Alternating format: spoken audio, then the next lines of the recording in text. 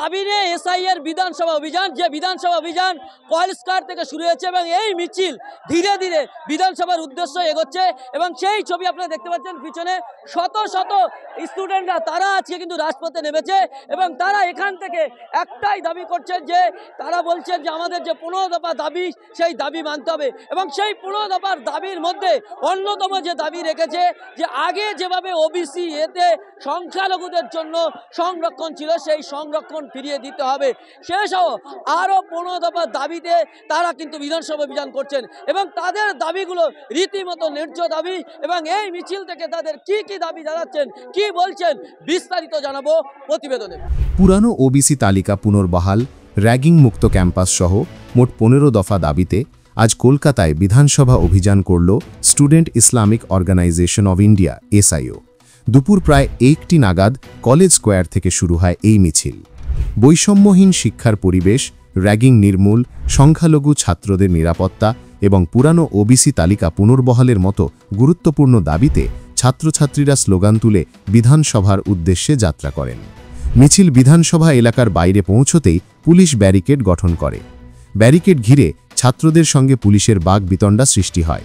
পরিস্থিতি কিছুক্ষণের জন্য উত্তেজক হলেও পরে পুলিশের অনুরোধে ছাত্রদের একটি প্রতিনিধি দল বিধানসভায় প্রবেশ করে এবং তাদের দাবিনামা জমা দেয়। এসআইও নেতৃত্ব জানান যে এটি কেবল একটি ছাত্র বিক্ষোভ নয়, এটি শিক্ষা ব্যবস্থা ও ছাত্র সুরক্ষার জন্য দাবি তুলছে। দাবি মেনে নেওয়া না হলে তারা আগামী দিনে আরও বড় কর্মসূচি ঘোষণা করতে পারে বলে হুঁশিয়ারি দিয়েছেন প্রতিনিধিরা। আপনারা এখান থেকে কি দাবি চাইছেন? দাবিটা কি? আমাদের এসআইও পশ্চিমবঙ্গ জোনের শিক্ষা আন্দোলন 2025 3টি থিমের পাঠের ওপর আজকে নিয়ে আন্দোলন বিধানসভা অভিযান।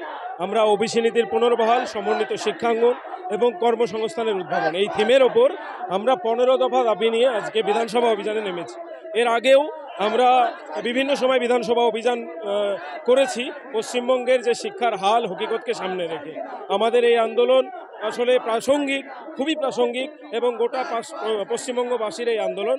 আমরা আজকে বিধানসভা অভিযানের মাধ্যমে গোটা পশ্চিমবঙ্গের ছাত্র যুবদের অধিকার এবং পশ্চিমবঙ্গ ছাত্রদের দাবি নিয়ে আমরা বিধানসভা অভিযানে যাচ্ছি।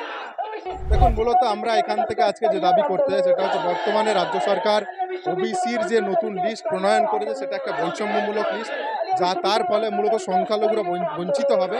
আমাদের দাবি হচ্ছে পূর্বের যে ওবিসি নীতি ছিল সেটা পুনর্বহাল করতে হবে।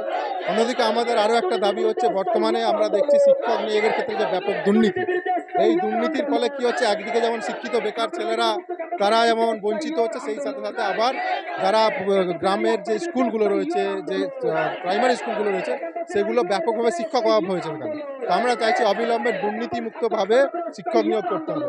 এছাড়া আমাদের গুরুত্বপূর্ণ দাবি হচ্ছে, পশ্চিমবঙ্গের মাদ্রাসাগুলোতে আমরা লক্ষ্য করছি অনেক ক্ষেত্রে সংখ্যালঘুর যে সেই এলাকা, সেই মাদ্রাসার সংখ্যালঘু স্ট্যাটাস, সেটাকে মাথায় না রেখে সংখ্যাগুরুদেরকে সম্পূর্ণভাবে নিয়োগ দেওয়া হচ্ছে। আমাদের দাবি হচ্ছে যে অবিলম্বে সেই সমস্ত মাদ্রাসাগুলোতে সংখ্যালঘু যারা ছাত্রছাত্রী আছে, সংখ্যালঘু যারা শিক্ষক আছে, তাদের নিয়োগ দিতে হবে।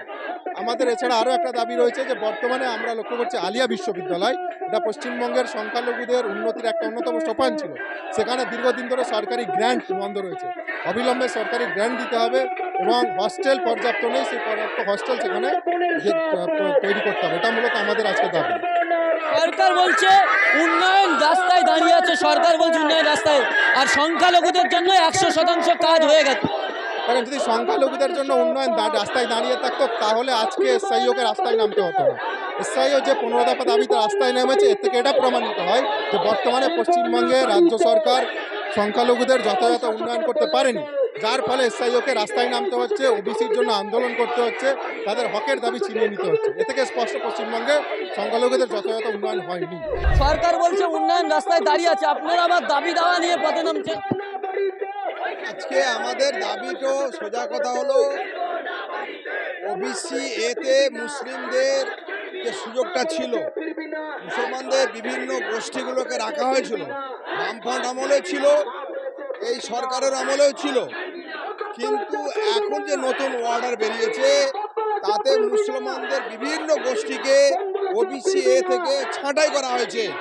আমরা এর বিরোধিতা করছি। ওবিসি এতে যে নীতি ছিল সংখ্যালঘুদের ক্ষেত্রে, তাদেরকে ওবিসি এতে আবার পুনর্বহাল করতেই হবে, এটাই আমাদের দাবি।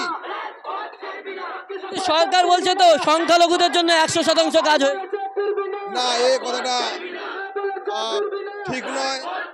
তাদের দাবি দাবা অনেক রয়েছে, সেই দাবি দাবার প্রতি সরকারের সংবেদনশীল হওয়া উচিত এবং প্রয়োজনে মুসলিমদের যে বিভিন্ন সংগঠন আছে তাদের সঙ্গে কথোপকথন করা দরকার, যেটা বন্ধ রেখেছে সরকার।